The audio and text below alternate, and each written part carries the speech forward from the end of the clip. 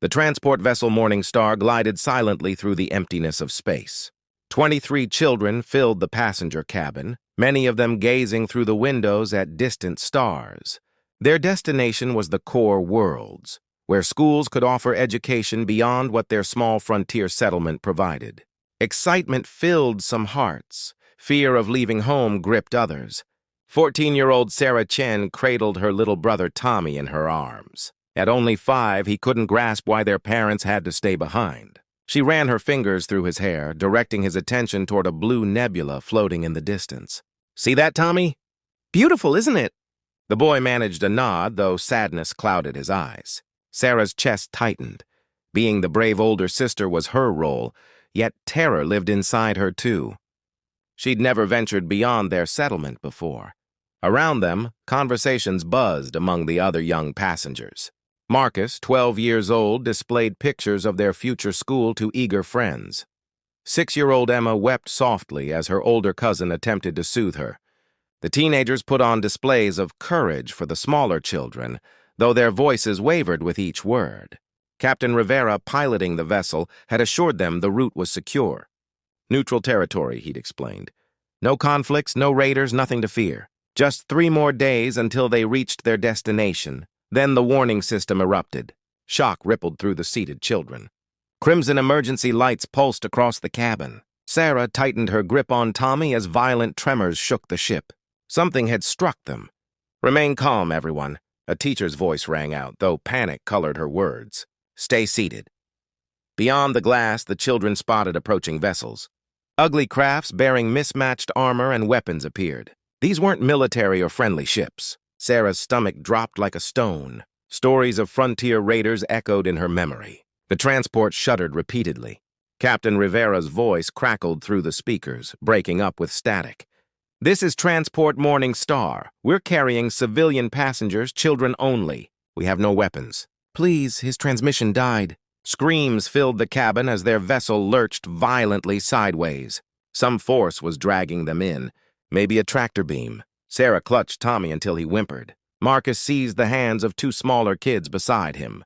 The older ones tried calming everyone, but they were just as frightened. Movement ceased.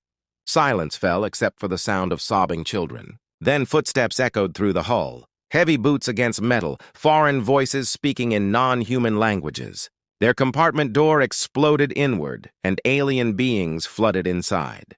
Sarah had encountered aliens previously. Dozens of species belonged to the Galactic Council, and some conducted trade with frontier settlements.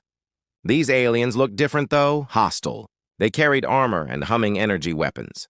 Standing tall with blue-gray skin and 4 arms each, their faces held too many eyes clustered around mouths bristling with sharp teeth. They operated with military precision and efficiency. "Secure every one of them," an alien commanded in broken English. "Especially the young, they'll fetch premium prices." Ice flooded Sarah's veins. They intended to sell them as merchandise. The children attempted escape, but nowhere offered safety. The aliens grabbed them with multiple appendages, deaf to the screaming and tears. When one alien reached toward Tommy, Sarah fought back fiercely, kicking and biting. The creature simply lifted her with 2 arms while securing Tommy with the others. "This one has spirit," the alien hissed and clicked. "The researchers will find her fascinating." They were hauled from the Morning Star through a connecting tunnel into the alien craft. Sarah glimpsed Captain Rivera collapsed over his instruments, either unconscious or dead. The 2 teachers were being restrained by additional aliens. Everything happened with dizzying speed. The alien vessel felt cold and shadowy. The children were pushed along corridors reeking of chemicals and decay. Terror gripped them as they clung together, some too frightened for tears anymore. Eventually, they arrived at a large chamber filled with cages. Not rooms or cells, but actual cages. Metal bars hummed with flickering energy barriers, like containers for wild beasts. "No," Sarah breathed. "Please, no." The aliens ignored her pleas. They thrust children into separate cages, dividing them into groups. Sarah struggled to keep Tommy beside her, and the aliens permitted it, tossing them both into one enclosure. Marcus landed in the adjacent cage with 3 younger kids grabbing onto him. The energy barriers hummed alive, trapping them inside. Sarah immediately rushed the bars and pulled at them. An electric shock threw her backward. Tommy shrieked. "Stay away from the bars!" Marcus shouted from his prison. "They're electrified," or something similar. Throughout the room, other children cried out, calling for parents, begging to return home. The sound pierced Sarah's heart like nothing she'd ever heard. She gathered Tommy close and rocked him, trying to project strength despite tears streaming down her face. The aliens stood beyond the cages, observing their captives. One alien, taller and wearing a lengthy coat, moved forward. It held a tablet and took notes. "Fascinating," it said in English. "Human juveniles. Smaller than anticipated and extremely vocal." Dr. Vexith, another alien, addressed it. "Do you feel certain about this? They're from Earth. The humans just joined the Council. What if someone comes looking? What if nothing?" Dr. Vexith cut in. "The humans are feeble. They lack real military strength. They've barely explored past their own star system. And these are merely children. The Galactic Council barely notices adult humans. Who would miss a few younglings?" Sarah's fists clenched tight. She wanted to scream at them, but forced herself silent. She needed to think clearly. There had to be an escape route. Dr. Vexith moved between cages, shining lights into children's eyes, recording observations, treating them like laboratory specimens. When it approached Sarah's cage, it studied her for a long moment. "This one shows defiance," it remarked. "Excellent. I want to measure their stress reactions. Human emotions are reportedly quite intense. What will you do to us?" Sarah asked, her voice trembling but angry. Dr. Vexith cocked its head sideways. "Study you thoroughly. You're a newly discovered species to the galaxy. There's so much we don't understand about human physiology, human behavior, human breaking points. Your kind will help us learn how to manage humans when the opportunity arrives." "You're monsters!" Sarah spat at it. The alien produced a sound resembling laughter. "We're scientists, and you've become specimens now. The sooner you accept this reality, the simpler things will be." Dr. Vexith departed, still recording notes. Other aliens started assembling equipment surrounding the cages. Cameras, sensors, machines emitting strange beeps. They were preparing to examine the children like zoo animals. Tommy buried his face against Sarah's shirt. She felt him trembling. Around them, the other children existed in various panic states. Little Emma screamed for her mother. Marcus was attempting to organize the kids in his cage, gathering them at the center away from the electrified bars. "Listen to me," Sarah called softly toward the other cages. "Everyone needs to listen." Several children turned toward her. Their faces were flushed from crying, eyes wide with terror. "We need to stay calm," Sarah said, attempting confidence. "Our parents will search for us. Earth will find us. We just need to survive until they arrive." "How can you know?" a boy questioned from another cage. "We're light years from home. How will they even locate us?" Sarah had no ready answer, but she recalled something her father, a colonial defense officer, once told her. "Because humans never abandon their children, not ever. They'll come for us. We just need to hold on to that belief." Marcus nodded from his cage. "Sarah's correct. My dad always said the fleet would tear through heaven and earth for civilians. We just need to endure." The children desperately wanted to believe. Sarah saw it reflected in their faces, but they were so small, so terrified, and the aliens continued assembling their equipment, preparing whatever experiments awaited them. Sarah looked down at Tommy. He'd finally exhausted himself crying in her arms. She kissed the top of his head and made herself a silent vow. She would protect him. She would shield all of them as much as possible until rescue arrived, if rescue came. One of the aliens, a younger one appearing nervous, approached Dr. Vexith. "Sir, I must ask once more. Are you confident this is prudent? Capturing human juveniles? I've heard tales from other species about humans and their offspring. They're reportedly extremely protective." Dr. Vexith dismissed the concern with a wave. "Tales? Mere exaggerations? Observe them. They're tiny, weak, weeping. What could humans possibly do against us? We're in neutral territory on a concealed station. Even if they discover what occurred, diplomatic approval will take them weeks. By that time, we'll have gathered our data, and these specimens will be distributed to private collectors. The humans will lodge complaints. The Council will express condolences, and everything continues as before." The nervous alien looked unconvinced, but nodded and returned to work. Sarah had been listening intently. "Specimens collectors." Her stomach twisted. They weren't planning release. They intended to study them, then sell them like property. She needed to act, but how? She was 14 years old, imprisoned in an energy cage, surrounded by armed aliens on a hidden space station. Her communication device was gone. Everything had been confiscated. Wait. Sarah remembered the emergency beacon her father had given her. It was concealed in a small compartment within her shoe, disguised as part of the soul. It was meant for extreme emergencies only. It would broadcast a signal that Earth's defense network could track, but only for seconds before burning out. Her father had made her promise to use it only if her life faced danger. This qualified. Moving slowly to avoid alien attention, Sarah worked at her shoe. Tommy remained asleep, providing cover. Her fingers located the tiny compartment and extracted the beacon. No larger than a coin. She glanced around cautiously. The aliens were occupied with their equipment, not monitoring the cages closely. Dr. Vexith was across the room. This was her moment. Sarah pressed the activation button and felt the beacon pulse once in her palm. It was finished. The signal was sent. She quickly crushed it and let the fragments fall through the cage bars where they'd hopefully escape notice. "Please let them receive it," she whispered. "Please let them come." In another cage, Marcus caught her gaze. He mouthed the words, "What did you do?" Sarah mouthed her reply, "Help is coming." She prayed she was right. The aliens continued their preparations. Dr. Vexith announced that experiments would commence in the morning once the children had adjusted to captivity. The chamber lights dimmed to simulate nighttime. The children huddled together in their cages. Some continued crying. Others had gone silent, staring blankly. Sarah held Tommy and attempted singing a lullaby their mother used to sing. Her voice cracked, but she persisted. Other children joined in quietly. It was a human song about home and security and love. The aliens paused their work to listen, their expressions confused. They didn't comprehend why the humans were singing. They didn't understand music's meaning to humans. Comfort, connection, hope. The song concluded and silence returned to the room. Sarah gazed upward at the ceiling, imagining she could see through the station's walls to the stars beyond. Somewhere out there was Earth, was home, was family. "Come for us," she whispered into the darkness. "Please find us." Somewhere within the station, in a room packed with monitoring equipment, an alien technician noticed a brief energy spike. Some kind of signal lasting only seconds. The technician nearly reported it, then dismissed it as probably nothing, just interference from the station's systems. The technician erased the anomaly from the log and resumed work. That decision would alter everything. The emergency beacon signal reached Earth 17 hours after Sarah activated it. It traveled through subspace, bouncing through relay stations until it pinged a military satellite orbiting Mars.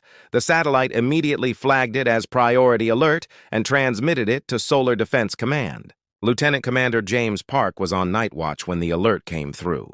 He'd been sipping coffee and reviewing routine patrol reports, bored senseless. The sudden alarm made him spill his coffee across his desk. "What the hell?" he muttered, pulling up the alert. His blood froze when he saw the details. Emergency beacon transport ship Morning Star, last known location in neutral space near the Krillian sector. Beacon activated, then went dead. The Morning Star. Park knew that vessel. His mind raced through the fleet database. Civilian transport. Scheduled route to core worlds. Passenger manifest. He opened the manifest and felt his stomach drop. 23 children ages 5 to 14. Colony evacuation for education purposes. "Oh God," he whispered. "Oh no." His hands trembled as he hit the emergency communication button. "This is Lieutenant Commander Park. I need Admiral Chen immediately. I don't care what time it is. Wake her now." 3 minutes later, Fleet Admiral Catherine Chen's face appeared on his screen. She was in her quarters, hair down, wearing civilian clothes instead of her uniform. Her eyes were alert despite being awakened. "This better be critical, Commander." "Admiral, we have a crisis." Park transmitted her the data. Transport Morning Star went dark 19 hours ago. Emergency beacon just activated in Krillian space, then stopped. "Ma'am, there were children aboard that ship." He watched Chen's expression transform as she reviewed the report. Her jaw set, her eyes turned cold. "Get me everything," she said quietly. "Every scan, every transmission, every data point we have on that region. Contact the ship's families. And wake up Admiral Rodriguez, General Thompson, and Ambassador Liu. Meeting in my office in 30 minutes. We're going to DEFCON 2, ma'am. DEFCON 2 for a missing transport?" Chen's voice could have frozen flames. Those are our children, Commander. Our species' children. Tell me, do you have kids? Yes, ma'am. 2 daughters. Then you understand completely. 30 minutes. Move. The screen went dark. Park sat there momentarily, his heart racing. DEFCON 2 meant the military was preparing for war for 23 kids. But as he thought about his own daughters sleeping safely in their beds, he understood perfectly. He started making calls. Within the hour, Solar Defense Command blazed with activity. Every station was manned. Officers were being recalled from leave. Ships in dock were being prepared for immediate deployment. The entire command structure was mobilizing with speed that surprised even the veterans. Admiral Chen stood in her office, now in full uniform, studying the star map on her wall. The Krillian sector glowed red on the display. Neutral space, technically, not controlled by any major power. A place where things occurred that the Galactic Council preferred to ignore. Ambassador Lu arrived first. She was a petite woman, barely 5 feet tall, but she had negotiated humanity's entrance into the Galactic Council almost single-handedly. She took one look at Chen's face and knew something terrible had occurred. Catherine, what happened? 23 children taken. We believe it's the Krillians. Lu's face went pale. Taken? You mean kidnapped? Captured? Whatever term you prefer. They were on a civilian transport heading to school. The ship vanished. We got one emergency beacon signal, then nothing. Lu sat down heavily. Do the Krillians comprehend what they've done? I doubt they have any concept, Chen said grimly. How could they? Most of the species in the Council barely acknowledge their offspring. They lay eggs and abandon them, or they birth them fully grown, or they reproduce by budding. They don't understand what human children mean to us. We need to make them understand quickly. Lu was already pulling up her communication device. I need to contact the Council immediately. They need to authorize a rescue mission. Admiral Rodriguez and General Thompson arrived together. Rodriguez commanded the Navy and the fleet. Thompson led the Marines and ground operations.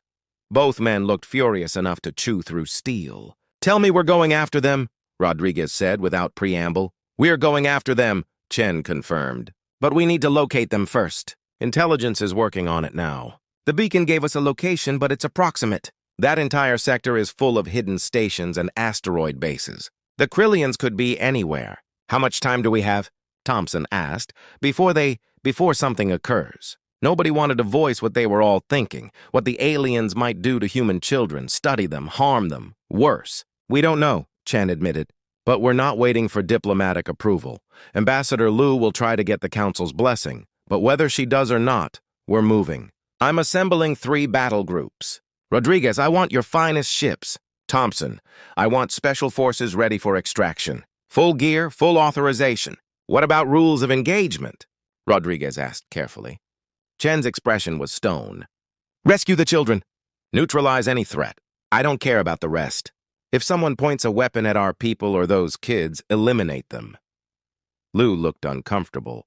Catherine, that's going to cause a diplomatic incident. The Galactic Council has rules about military action in neutral space. Then they should have had rules about kidnapping children, Chen snapped. Then she took a breath, calming herself. I apologize, Ambassador. I know you have a job to do. Do it. Try to get us authorization.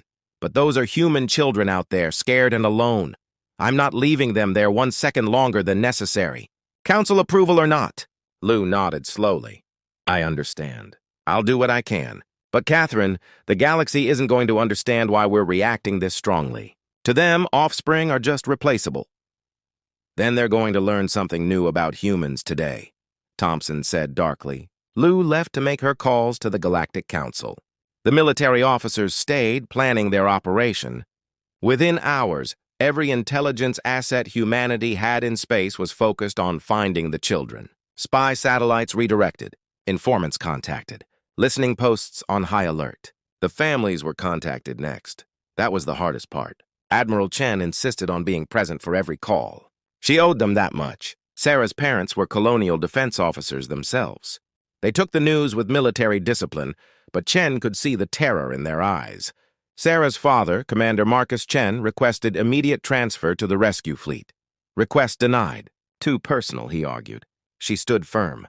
He finally broke down and begged her to bring his children home. I will, Chen promised. I will bring them all home. You have my word. She made that promise 23 times that night to 23 sets of parents. Each call was harder than the last. By morning, the news had leaked. It always did. The media exploded. Every human colony, every station, every settlement in space heard the story. 23 children taken by aliens, held somewhere in the dark. The reaction was immediate and overwhelming. The human population across the solar system and beyond erupted in fury. Protests formed outside alien embassies. Human workers walked off jobs with alien employers. Trade ships refused to unload cargo. It was spontaneous and universal. Humans everywhere stopped what they were doing and demanded action. The Galactic Council tried to calm things down. Ambassador Liu was called before the full council to explain what was happening. The council chambers were massive, designed to hold representatives from hundreds of species. Ambassador Liu stood at the center podium, looking up at tiers of alien representatives. Most looked confused. Some looked annoyed. Counselor Thrick, a mantis-like alien who served as council speaker, addressed her first. Ambassador Liu, please explain the overreaction we're seeing from your species. A transport vessel has gone missing. This is unfortunate, but it happens. Why has your military mobilized? Why are your people rioting? Liu took a deep breath. Because there were children on that transport, Counselor. 23 human children. Thrick tilted his triangular head. Yes, we understand. Juvenile humans. But surely your species produces more offspring. Why this extreme response? There was agreement from other council members. Liu realized with growing horror that they genuinely didn't understand. To them, losing a few young was barely worth noting. Counselor, perhaps I haven't explained human reproduction clearly enough in past sessions, Liu said carefully. Humans invest enormous resources into our offspring. Our children are completely helpless at birth. They cannot walk, cannot feed themselves, cannot survive without constant care. It takes years, many years before they can function independently. Yes, we know your young are useless for an extended period, another counselor said dismissively. Most species go through juvenile stages, but they grow out of it. Why does it matter if you lose a few? Liu felt her own anger rising. Because we don't just grow them, Counselor. We love them from the moment they're born. We bond with them. We protect them with our lives. Human evolution made us this way. We're one of the few species that has what you might call extreme parental investment. Our children are precious to us. All of them, every single one. But they're not even your children, Thrick pointed out. They're children of other humans. Why do you care? Because they're human children, Liu said, her voice rising. Any human child in danger triggers this response in us. It's biological. It's cultural. It's who we are as a species. We protect our young, all our young, violently if necessary. A reptilian counselor spoke up. Violently? Are you threatening military action in neutral space? That violates at least 6 council regulations. I'm not threatening anything, Counselor. I'm trying to make you understand what's about to happen. My government has mobilized 3 battle groups. They're going to find those children and bring them home. If the Krillians resist, there will be violence. And my people won't stop until every child is safe. The council chamber erupted in noise. Counselors talking over each other. Some demanding Earth be sanctioned, others calling for calm. A few, just a few, looking thoughtful. An old counselor from a species Liu didn't recognize raised a tentacle for silence. When the chamber quieted, it spoke in a creaky voice. I am Valoran. My species has been part of the council for 6,000 years. I've seen many species come and go. I remember one species long ago that had similar instincts about their young. Protectiveness, aggression when their offspring were threatened. What happened to them? Thrick asked. They became one of the most feared species in the galaxy, the Valoran said. Not because they were the strongest or the most advanced, but because everyone learned never, ever threaten their children. Those who did learned the hard way. The humans call it scorched earth. When a species fights with such desperation that they'll destroy everything, including themselves, to achieve their goal. Ambassador Liu is trying to warn us. The humans have been triggered. They will not stop. That's barbaric, Thrick said. That's evolution, the Valoran corrected. Species that protected their young successfully passed on their genes. Species that didn't die out. The humans survived. They evolved. And now they're here in our council, and someone has made a terrible mistake. Liu nodded gratefully at the old counselor. Please, Council, give us authorization to conduct a rescue operation. Help us find these children before this situation escalates. We don't want war. We just want our children back. The council debated for hours. Back on Earth, the military wasn't waiting. Intelligence had finally found something. A Krillian informant, motivated by a very large sum of human currency and some implied threats, had given up a location, a hidden station in an asteroid field, known Krillian territory. Admiral Chen looked at the data and made her decision. That's where they are. I can feel it. Rodriguez, prep the fleet. Thompson, get your people ready. We're going in. What about council approval? Someone asked. Chen's smile was cold. What about it? We're leaving in 4 hours with or without their blessing. Those children have been missing for almost 48 hours. That's 48 hours too long. Across human space, the mobilization continued. It wasn't just military. Civilian ships were volunteering to help search. Merchant marines were offering their vessels. Even colony defense forces were requesting permission to join the rescue. It was unprecedented. Humanity, barely 50 years into space travel, was unifying with a singular purpose. Get the children back. The Krillian Syndicate, unaware of what was coming, continued with their plans. Dr. Vexith was preparing the first round of experiments on the human juveniles. The station's defense forces were on normal alert. They'd done this kind of thing before, grabbed specimens, studied them, sold them off. It was routine. No one had ever come looking. Why would the humans be different? They were about to find out. The human fleet arrived in silence. 3 battle groups, 47 ships in total, dropped out of faster-than-light travel at the edge of the asteroid field. They didn't announce themselves. They didn't broadcast warnings. They simply appeared like ghosts in the darkness. On the bridge of the flagship Resolute, Admiral Chen stood with her hands clasped behind her back, staring at the view screen. The asteroid field stretched out before them, countless rocks tumbling slowly through space. Somewhere in there was the Krillian station. Somewhere in there were the children. Status report, she said calmly. Sensors are scanning the field, the tactical officer reported. We're picking up power signatures, multiple sources. At least one large structure hidden among the asteroids. That has to be the station, ma'am. Any defense forces? Negative so far. Wait. The officer leaned forward. Contact. 6 ships, Krillian design, moving to intercept. They're hailing us. Put them through.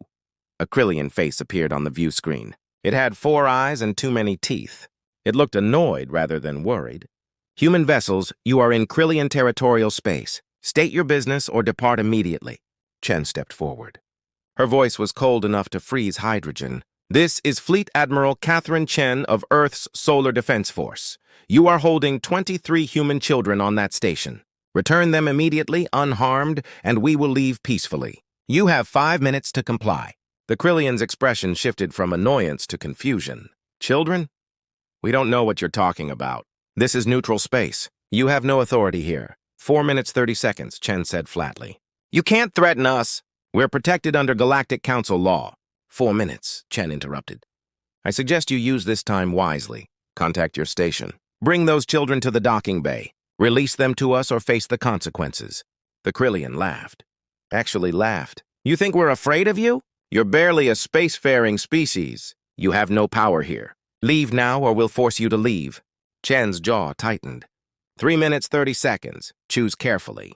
The communication cut off. The Krillian ships began moving into an attack formation. Chen watched them, her expression unchanging. Admiral, Rodriguez said quietly from her side. They're not going to comply. I know, Chen said. Commander Thompson, are your teams ready? In the hangar bay, Marine Commander Jackson Thompson stood with 60 of the best Special Forces operators humanity had ever produced. They were checking weapons, testing equipment, running through final briefings. These were the men and women who inserted into hostile territory when things went wrong, who rescued hostages, who completed impossible missions. Thompson spoke into his comm. Teams are ready, Admiral. Give us the word. Stand by, Chen replied. 2 minutes remaining. On the station, Dr. Vexith was in the laboratory reviewing data from the first night's observations of the human children. They were fascinating specimens. High emotional responses, strong social bonding. The way they comforted each other was almost primitive but interesting. An alarm started blaring. Vexith looked up annoyed. What's that? A nervous technician ran in. Sir, there are human warships outside the asteroid field. A lot of them. They're demanding we release the specimens. Vexith's 4 eyes blinked in surprise. Human warships? How did they even find us? And why would they? Understanding dawned. They came for the juveniles. That's ridiculous. We're in neutral space. They can't touch us. Sir, they gave us a deadline. 5 minutes to release the humans. Vexith checked the time. How long ago was that? 3 minutes ago, sir. Then we have 2 minutes. Get the station commander. Tell him to activate all defense systems. The humans are bluffing. They won't risk damaging the station with their own young inside. The technician didn't look convinced, but he ran to deliver the message. Vexith turned back to his research. The humans would file complaints with the council. There would be negotiations. Eventually, there would be a settlement, probably financial. But by then, Vexith would have his data. Everything would work out. He had no idea how wrong he was. On the Resolute, Chen watched the countdown timer. 60 seconds. 30 seconds. 10. The Krillian ships opened fire. Plasma bolts and missiles streaked toward the human fleet. They impacted against shields that flickered but held. Not a single human ship was damaged. The Krillian weapons were decades out of date, meant to scare off pirates and small freighters. Against modern military shields, they were barely an inconvenience. Chen's expression didn't change. Return fire. Disable their vessels. I want prisoners for questioning. The human response was surgical. Targeted laser fire struck the Krillian ship's engines and weapon systems. Within 30 seconds, all 6 ships were drifting powerless. Not destroyed, not killed, just stopped. Sir, the tactical officer said with surprise. They didn't even scratch our shields. They weren't supposed to be fighting a military, Chen said. Thompson, you're clear. Go get our children. Copy that, launching now. 6 stealth shuttles dropped from the human ships. They moved fast and quiet, slipping through the asteroid field toward the station. The Krillian sensors designed to detect large vessels never saw them coming. Inside the shuttles, the Special Forces teams were focused. Each operator knew their job. Building schematics had been uploaded to their helmets. Hostage locations were marked. Threat assessment was complete. This was what they trained for. Thompson spoke over the team channel. Remember, primary objective is the children. Get them out safe. Everything else is secondary. Rules of engagement are weapons-free. Anyone who points a gun at you or the kids gets dropped. No warnings, we clear? 60 voices responded as one. Clear, sir. The shuttles reached the station's hull. Cutting torches activated, slicing through metal like it was paper. The teams poured in, moving through corridors with practiced efficiency. They'd memorized the layout. Every turn, every room. They knew exactly where they were going. The Krillians stationed inside barely had time to react. Armored humans appeared out of nowhere, moving with impossible speed. Those who reached for weapons were put down with precise shots. Those who raised their hands were zip-tied and left behind. The humans didn't slow down, didn't stop. They moved like a force of nature. On the station, alarms were screaming. Dr. Vexith finally understood that something had gone very, very wrong. He ran toward the laboratory where the children were held, but his path was blocked by his own station security personnel running the other direction. What's happening? He demanded. The humans are inside. They teleported right through our shields somehow. They're everywhere. Vexith's legs nearly gave out. Inside? How? That's impossible. But it wasn't impossible. The human military had tech that most of the galaxy didn't know about, couldn't imagine. Things humanity had developed in isolation before joining the Galactic Council. And they'd just revealed one of their secrets because nothing mattered except getting those children back. In the cage room, Sarah heard the alarms. She sat up, hope and fear warring in her chest. Tommy woke up confused. All the children were stirring, looking around. What's happening? Marcus called from his cage. I don't know, Sarah said. But something is. The door exploded inward. Not unlocked, not opened, exploded. And through the smoke came figures in black armor carrying weapons, moving with terrifying purpose. For a heartbeat, Sarah was more scared than before. Then she saw the flags on their shoulders. Human flags, Earth flags. We're here for the children, one of the armored figures shouted. Everyone stay calm. We're taking you home. The children erupted in screams. Not fear this time. Relief. Joy. They were saved. Sarah burst into tears, clutching Tommy so hard he squeaked. Around them, the other children were crying, laughing, calling out. The operators moved quickly. One team secured the room, weapons aimed at the doorways. Another team worked on the cages. The energy fields flickered and died as human tech overrode the Krillian systems. The cage doors swung open. Thompson entered the room, scanning the children. They looked terrified but unharmed. Thank God. Medical teams, get in here. I want every child checked right now. Combat medics rushed in carrying supplies. They knelt beside the children, speaking softly, checking for injuries. The children clung to them, crying, asking questions, begging to go home. Sarah found herself facing a tall operator with kind eyes visible through his helmet visor. "Are you okay, sweetheart? Did they hurt you?" "We're okay," Sarah managed through her tears. "They were going to run experiments on us." "But you came. You actually came." "Of course we came," the operator said gently. "We'll always come. Always. Can you walk? We need to get you to the shuttles." "I can walk." Sarah looked at Tommy. "But my brother needs help." "I've got him." The operator lifted Tommy easily, cradling him like he weighed nothing. "Let's go home." The teams began evacuating the children. They moved in a protective formation, operators on all sides, weapons ready. Every corridor they passed through had been cleared. Every Krillian who had tried to interfere was on the ground, unconscious or worse. Dr. Vexith finally made it to the laboratory. He arrived just in time to see the last of the human children being carried away by armored soldiers. He ran forward, shouting, "Stop! Those are research specimens. You can't just—" An operator turned and pointed a weapon at him. Vexith froze. The human spoke, voice amplified by the helmet speaker. "You want to finish that sentence? Please give me a reason." Vexith looked into that visor and saw death waiting. He very slowly raised his hands. I was just—" "You were just what?" "Studying children. Running experiments. Keeping them in cages." The operator's voice was cold with fury. "On your knees. Now." Vexith dropped. Other Krillians in the room did the same. The human operator zip-tied them all, then moved on, following their teams toward the docking bay. On the Resolute, Chen watched the operation through the live feeds. The children were being loaded onto the shuttles. All 23. All alive. She allowed herself a small breath of relief. They'd made it. "The children were safe. Admiral," the sensor officer said urgently. "Multiple contacts jumping in. It's the Krillian Defense Fleet, 24 ships moving into attack formation."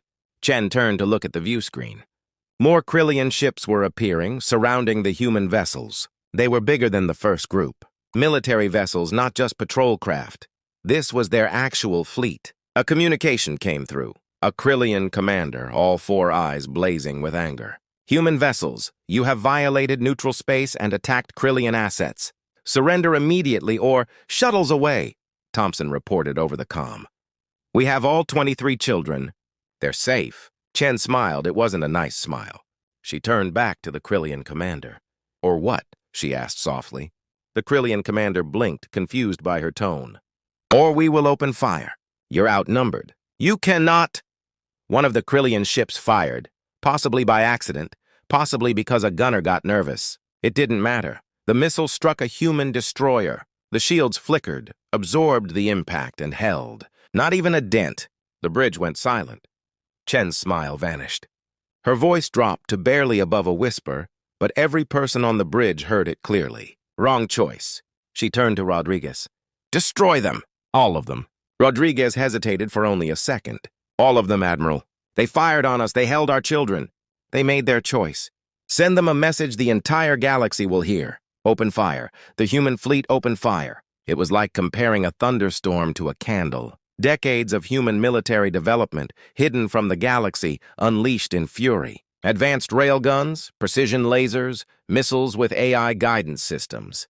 Weapons the Galactic Council didn't know humans possessed. The Krillian ships didn't stand a chance. Their shields collapsed under the first volley. Their armor melted under sustained laser fire. Their ships broke apart, spinning into the asteroids. Within 3 minutes, the entire Krillian defense fleet was gone.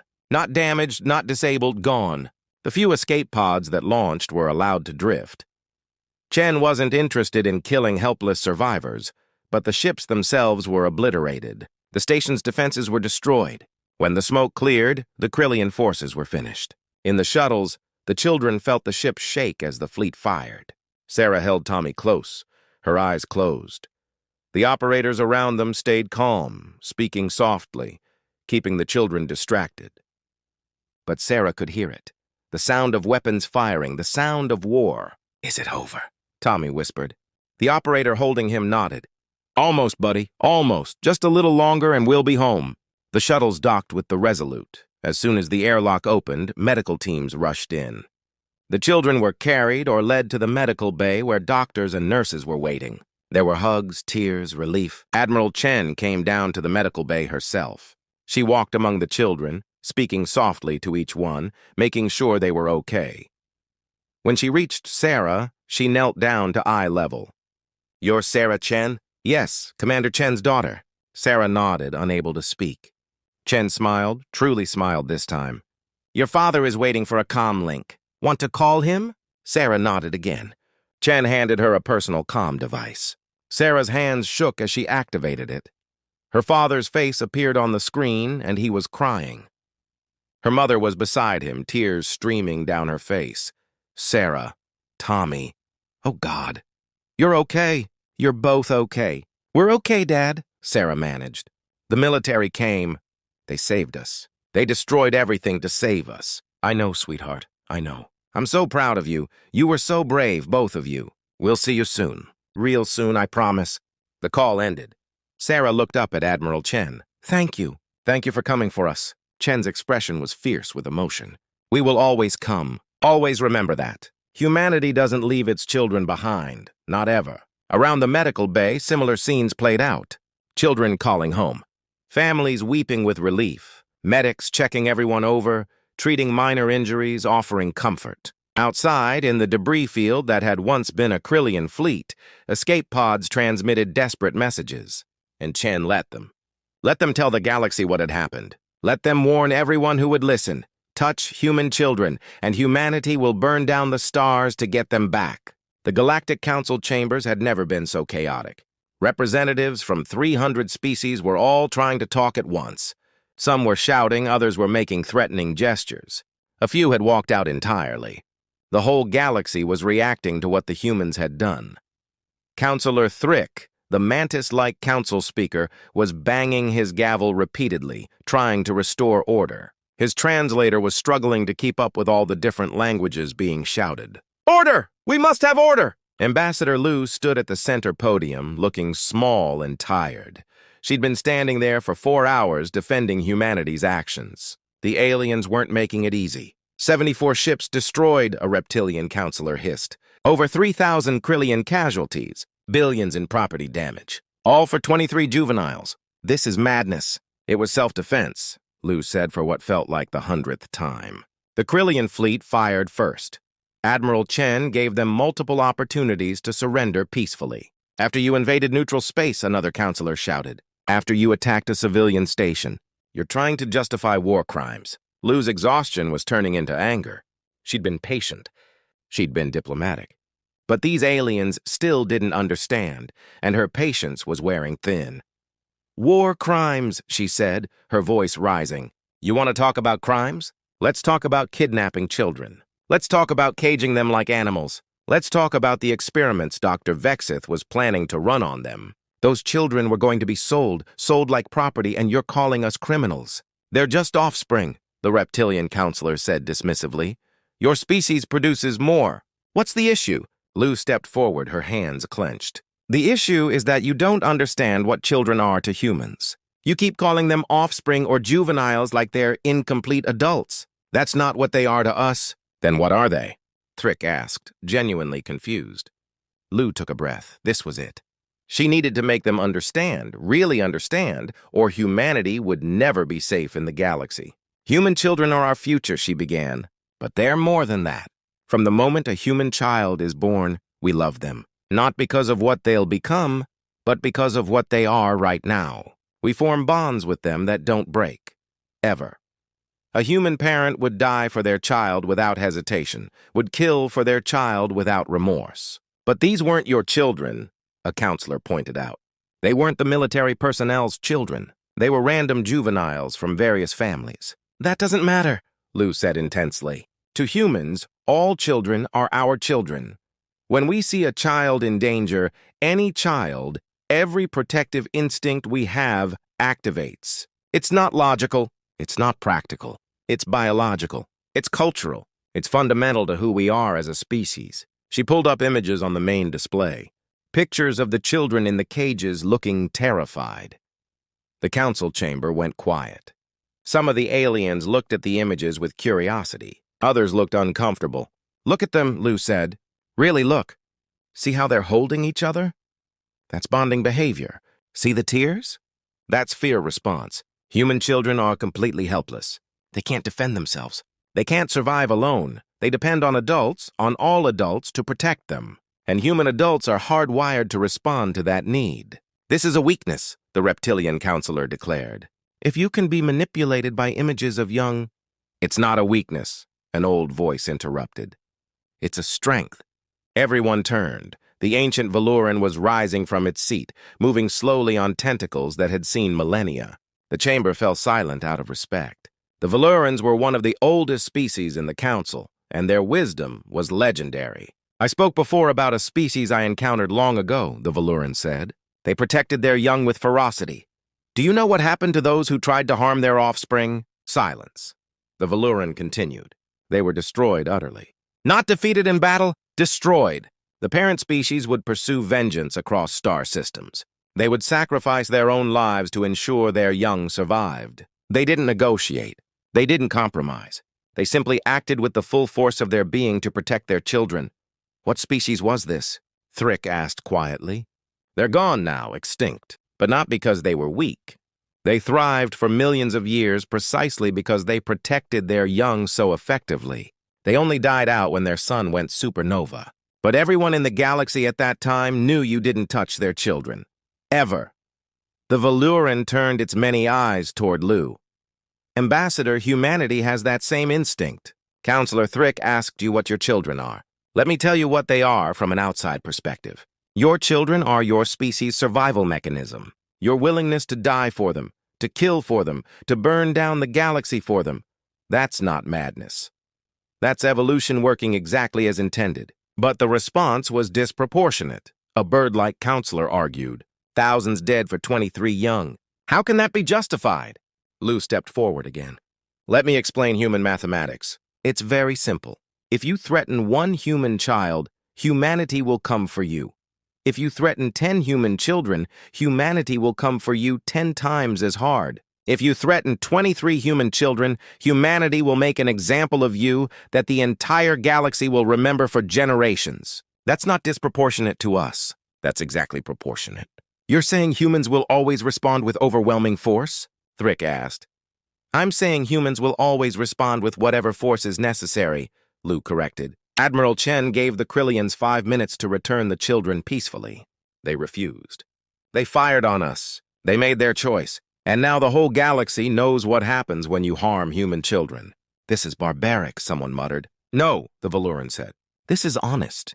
Humans are telling you clearly and directly what their boundaries are. Most species hide their true capabilities. Humans just revealed tech you didn't know they had, destroyed a fleet in 3 minutes, and extracted hostages from a fortified station with 0 casualties. They did all of this to send a message. I suggest we listen to that message." Lou nodded gratefully. "We didn't want this. We tried diplomatic channels first. We asked for help. But our children were in danger and we couldn't wait. Wouldn't wait. Every hour those children spent in those cages was an hour too long." "What about the Krillian survivors?" Thrick asked. "What happens to them?" "The ones who directly participated in the kidnapping and experimentation will be tried under human law," Lou said flatly. "The others will be released once we're satisfied they had no knowledge of the crimes. But Dr. Vexith and his team, they're going to human prisons for a very long time." "You can't take council species as prisoners," the reptilian counselor protested. "We already have," Lou said coldly. "They kidnapped our children. They're coming to trial. If the council has a problem with that, we can discuss it. But those criminals are not being released." The chamber erupted in argument again. Some species supported humanity's position. Others were outraged. A few were starting to understand that humanity wasn't going to back down, no matter what the council said. Thrick finally restored order. "The council will need to review this matter in detail. Ambassador Lou, humanity's actions have created a significant diplomatic incident. There will be consequences." "I understand," Lou said. "But those consequences will be worth it if it means our children are safe. If it means every species in this galaxy knows that human children are untouchable, we'll pay whatever political price is necessary for that, even if it means sanctions, trade embargoes. Lou smiled, and it was not a nice smile. Counselor, do you know what happens when you sanction humans? We adapt, we innovate, we become self-sufficient. Do you know what happens when you threaten human children? We mobilize, we unify. We become dangerous. I'll let you decide which scenario you prefer. Thrick was silent for a long moment. Then he said, "This session is adjourned. We will reconvene tomorrow to discuss appropriate responses. Ambassador Lou, you're dismissed." Lou bowed and left the chamber. Outside, she found her aide waiting with a secure communication device. "Admiral Chen is calling," the aide said. Lou took the device. Chen's face appeared, and she was smiling. A real smile, not the cold expression she'd worn during the battle. "How are the children?" Lou asked immediately. "Good. Better than expected, actually. Medical says they're remarkably resilient. A few nightmares, some anxiety, but no serious trauma. They're with their families now. Every single one of them got to go home." Lou felt tears in her eyes. She'd been so focused on defending humanity's actions, she'd almost forgotten the most important part. The children were safe. They were home. "That's good," she said quietly. "That's so good." "How did it go with the council?" Chen asked. "About as well as expected. They're angry, confused, scared, some of them, but I think we got our message across. The Valuran helped. That ancient species has seen this before, apparently. Good. Let them be angry. Let them be scared. As long as they understand that our children are off limits, I don't care what they think of us. There will be political consequences, Catherine. Sanctions, probably. Trade restrictions. Let them try," Chen said with confidence. "Humanity survived and thrived alone for thousands of years. We can do it again if we have to, but I don't think it will come to that. Most of the galaxy isn't stupid. They'll realize it's easier to work with us than against us, and none of them will touch our children again. I hope you're right." "I am right. News is spreading, Ambassador. The story of what we did. Every species with communications is hearing about it. 23 human children taken, and humanity tore apart a fleet to get them back. That story is going to be told for decades, maybe centuries. And every time someone thinks about causing harm to humans, they'll remember. They'll remember what we're willing to do." Lou nodded. "The children, how are they really? Beyond the medical reports?" Chen's expression softened. "I talked to most of them. They're incredible, Ambassador. Scared but brave, especially the older ones. They protected the younger kids, comforted them. One girl, Sarah Chen, she's a distant cousin of mine, actually. She activated an emergency beacon that helped us find them. 14 years old, in a cage, surrounded by aliens, and she kept her head, made sure her brother stayed calm. That's humanity right there. That's what we're protecting. They're lucky to have people like you looking out for them." "No," Chen said firmly. "We're lucky to have kids like them. They're our future. Every single child is precious. That's what the Council doesn't get. They think we overreacted, but we didn't. We reacted exactly right. Those children are worth more than all the ships in the galaxy." The communication ended. Lou stood there for a moment, collecting her thoughts. She was exhausted, mentally, emotionally, physically drained, but it had been worth it. The children were home. Her aide approached. "Ambassador, we're getting reports from across the galaxy. The reaction to what happened is significant. Show me." The aide pulled up news feeds from various species. Lou watched as alien journalists tried to explain what had happened. Some called it an overreaction, others called it terrifying. A few called it admirable. But one thing was clear, every single species was talking about it. Humanity had made a statement. Don't touch our children. Over the next few days, the galaxy's response became clearer. Some species withdrew their ambassadors from Earth, protesting humanity's excessive violence. Others increased their diplomatic presence, wanting closer ties with a species that was clearly more powerful than they'd let on. Trade suffered temporarily. A few species refused to do business with humans, but other species stepped in, eager to fill the gap. And humanity adapted quickly, finding new markets, new partners. Criminal organizations across the galaxy took note. Human ships were already off limits for pirates. Humans hunted pirates with dedication that bordered on obsession. Now human children became the most protected beings in the galaxy. No one wanted to be the next Krillian syndicate. The Galactic Council eventually issued a formal reprimand to humanity. Trade sanctions were discussed but never implemented. Too many species relied on human goods, human technology, human expertise. Instead, the Council issued a new directive. Juvenile humans were to be given special protected status. Any harm to human offspring would be considered an act of war. It was exactly what humanity wanted. Lou had pushed for that language, and the Council, after seeing what happened to the Krillians, agreed. On Earth, the rescued children slowly returned to normal life. They had counseling. They had support. Some struggled more than others, but they all had something precious. They had their families. They had their homes. They had the knowledge that when they'd been in danger, their entire species had mobilized to save them. Sarah Chen stood with her parents on the observation deck of their colony station, watching ships come and go. Tommy was playing nearby with friends. Her father stood beside her, an arm around her shoulders. "Are you okay, sweetheart?" he asked quietly. "Yeah," Sarah said, "I am. Thanks to the fleet. Thanks to everyone who came for us. I'm so proud of you," her father said. "The way you handled things, the beacon, taking care of Tommy. You were amazing." Sarah leaned into him. "I was so scared, Dad, but I knew you'd come. I knew someone would come because that's what humans do. We protect each other. Always," her father promised. Always. In the distance, a military patrol passed by the station. Sarah watched them go and felt safe. The galaxy had learned something important. Humanity had taught them all a lesson. Don't touch the children. Never, ever touch the children. 1 year had passed since the incident. The galaxy had changed in ways both subtle and obvious. Humanity had changed too. On the colony world of New Terra, Sarah Chen walked through the corridors of her new school.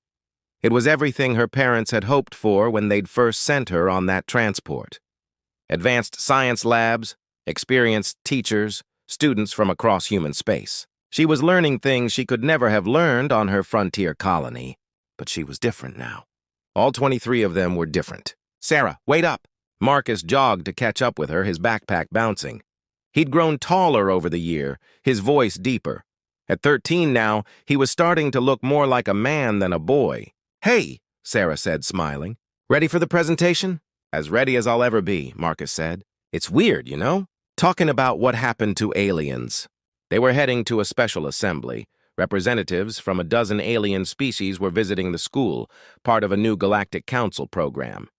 Cultural exchange, they called it. But Sarah knew what it really was. The aliens were trying to understand humans better, trying to make sure nothing like last year ever happened again. The auditorium was packed. Human students sat in rows, excited and nervous. At the front, several aliens sat on a raised platform.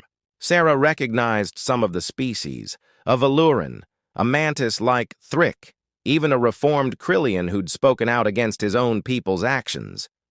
Principal Davis, a kind woman who'd made sure all the rescued children got special support, stepped up to the podium. "Welcome, everyone. Today is special because we have survivors of last year's incident here to speak. Sarah Chen and Marcus Rivera have volunteered to share their experience. Let's give them our attention and our respect." Applause filled the room. Sarah and Marcus walked to the front. Sarah's hands were shaking, but she took a breath and steadied herself. She'd faced worse than public speaking. "Thank you for having us," Sarah began. "I'm going to tell you what happened, but not to make anyone uncomfortable. I'm telling you so everyone understands, so this never happens to anyone else, human or alien." She explained the capture, the cages, the fear. Marcus talked about how the older kids tried to protect the younger ones, how they'd sung songs to stay brave, how they'd believed help would come. "And it did," Sarah said. "The military found us in less than 2 days. They broke into the station and got us out. Not one of us was seriously hurt. Not one of us was left behind." A Krillian student, one of the few in the school, carefully selected for the exchange program, raised his hand. "I'm sorry for what my people did, but I need to ask, why did your military destroy so many ships? My people say over 3,000 died. Couldn't they have just negotiated?" Sarah looked at the Krillian student. He seemed genuinely confused. "They tried. Admiral Chen gave your people 5 minutes to return us. They refused and fired on the fleet, but even before that, negotiation wasn't really an option." "Why not? Because we were children," Sarah said simply. "Human children. And humans don't negotiate when their children are in danger. They act immediately, overwhelming force, whatever it takes. A Valuran representative spoke up, its ancient voice carrying across the auditorium. Young Sarah speaks truth. Humans are one of the few species that evolved with extreme parental protection. Do you know why? Students shook their heads. The Valuran continued.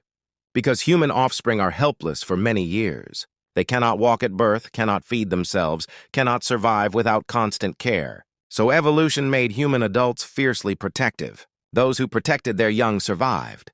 Those who didn't died out. Humanity exists today because your ancestors were willing to die and kill for their children. It's not just biological, Marcus added. It's cultural too. We're taught from birth that children are precious. All children.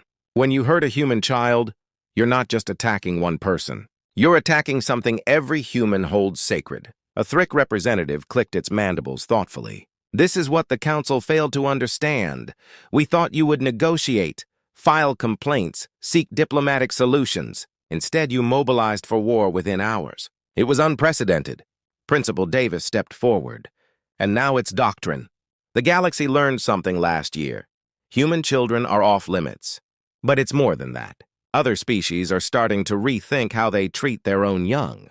That was true. Sarah had read the reports. Some alien species with weak parental bonds were starting programs to care for their offspring more actively. Not because they'd developed emotions about it, but because they'd seen the advantage humans had. Protected, nurtured children grew into stronger adults. It was simple survival strategy, but it was changing alien cultures. There's something else, Sarah said. Something the Krillians didn't understand. When they captured us, they thought they were just taking specimens, research subjects. But they weren't. They were taking someone's daughter, someone's son, someone's little brother. We weren't specimens. We were people. We were loved. She felt tears in her eyes, but pushed through. My little brother Tommy was 5 years old. He was scared and confused. He didn't understand why strange aliens were putting him in a cage. I held him and promised him we'd be okay. And we were because our people came for us. Marcus nodded. Every single adult human, when they heard what happened, reacted the same way. Military personnel canceled leave. Civilians volunteered to help search. People who'd never met us demanded our rescue. That's what being human means. We protect our own, especially the young ones. A human student in the audience raised her hand. How did you stay so brave? I would have been terrified. We were terrified, Sarah admitted. But we had each other. The older kids took care of the younger ones. We sang songs, told stories, reminded each other that someone was coming, and that hope kept us going. The assembly continued for another hour. Questions were asked, answers were given. The alien representatives took extensive notes. This wasn't just cultural exchange, this was education. The galaxy learning about humanity's deepest instincts. After the assembly, Sarah and Marcus were approached by the Valuran representative. Up close, the ancient alien was even more impressive. Its tentacles moved with deliberate grace, its many eyes wise and kind. You spoke well, young ones, the Valuran said. Your species is fortunate to have such brave children. Thank you, Sarah said. Can I ask you something? You mentioned another species that protected their young like humans do. What happened to them? The Valuran's expression shifted. Sadness, maybe. They thrived for millions of years, longer than most species survive. They explored thousands of worlds, built magnificent civilizations, and it all happened because they valued their offspring above all else. When their son died, they fought to the very end to save their children. They succeeded. The children escaped in generation ships. The adults stayed behind and died, but they died knowing their young would survive. Where are those children now? Marcus asked.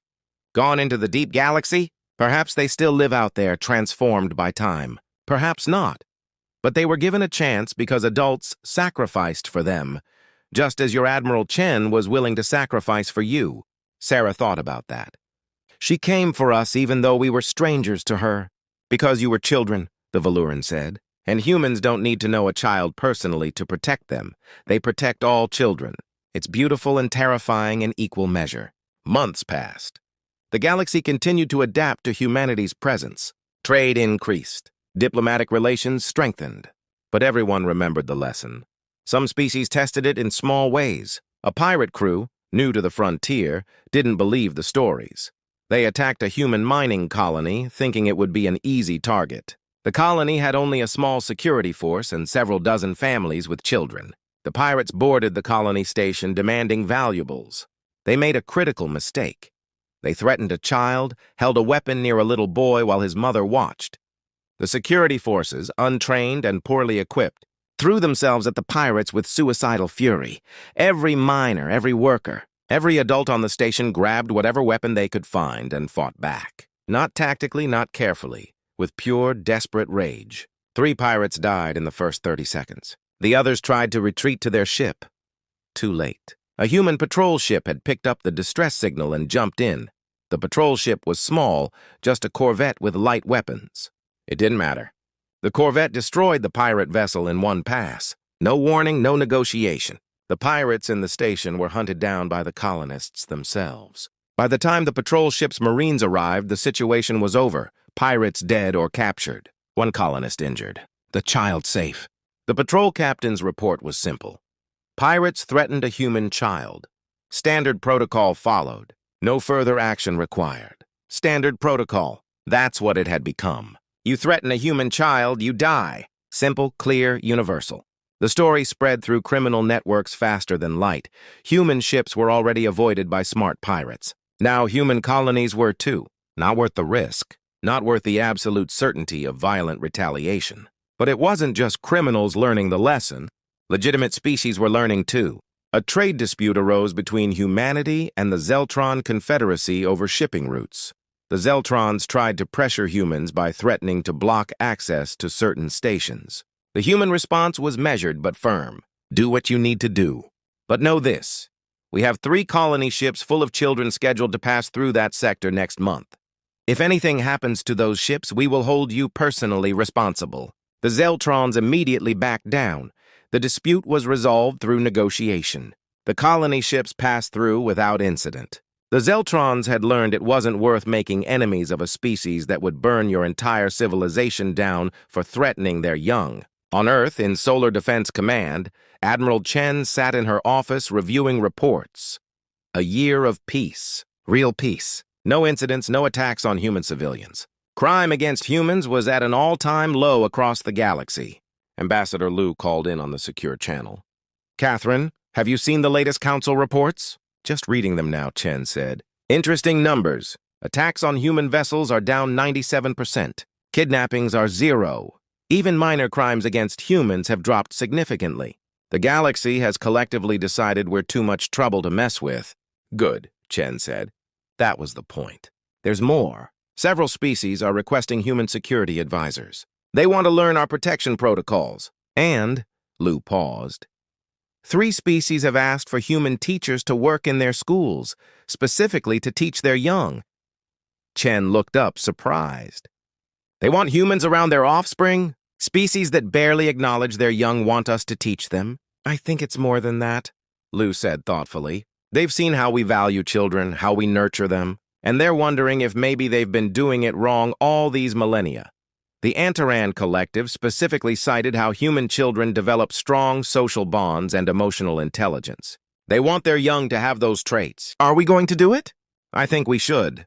Carefully with protocols, but yes. If we can help other species care for their children better, isn't that worthwhile? Chen nodded slowly. It is. Send me the details.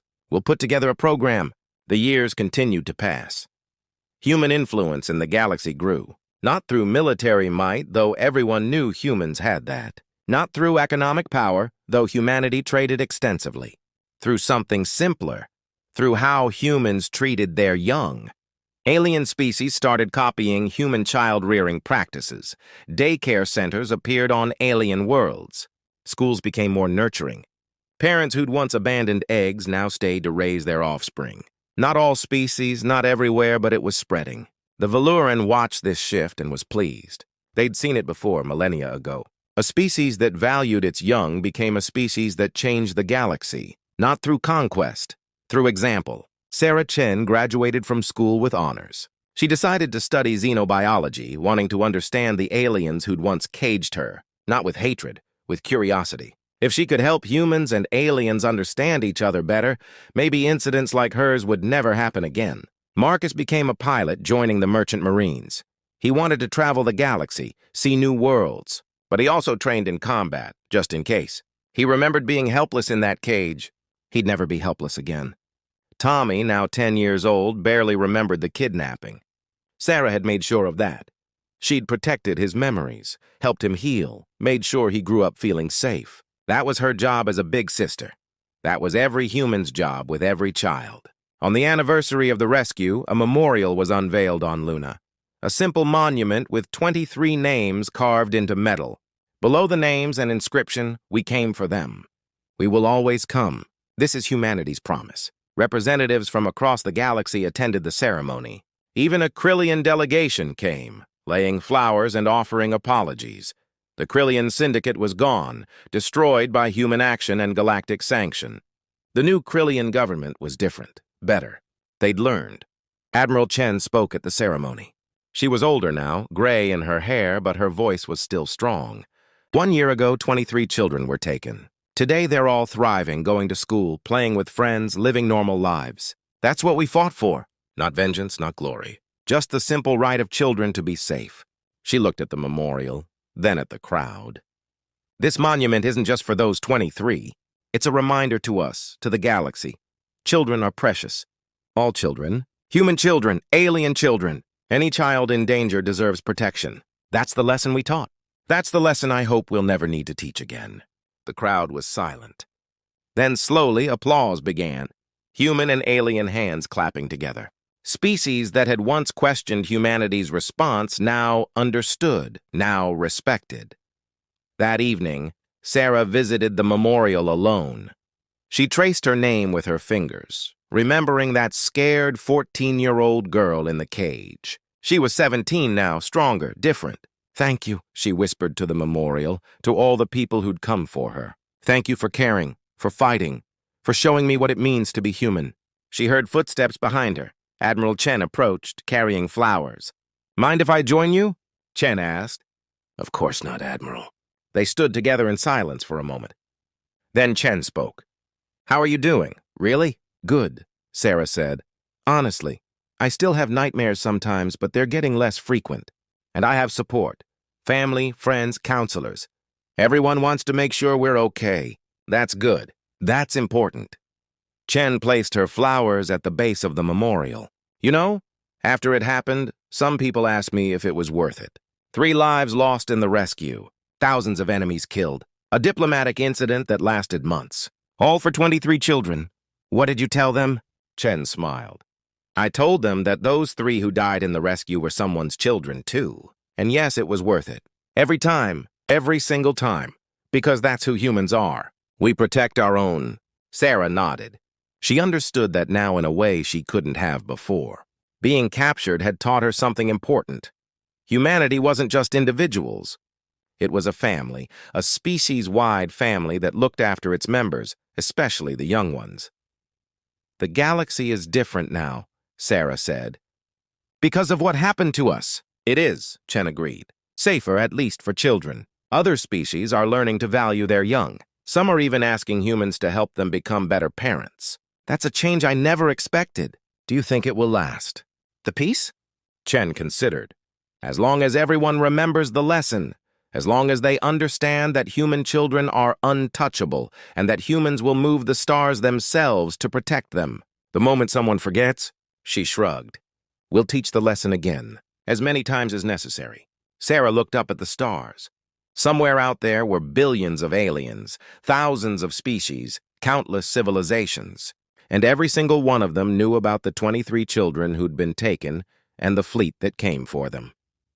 "I hope they remember," Sarah said softly.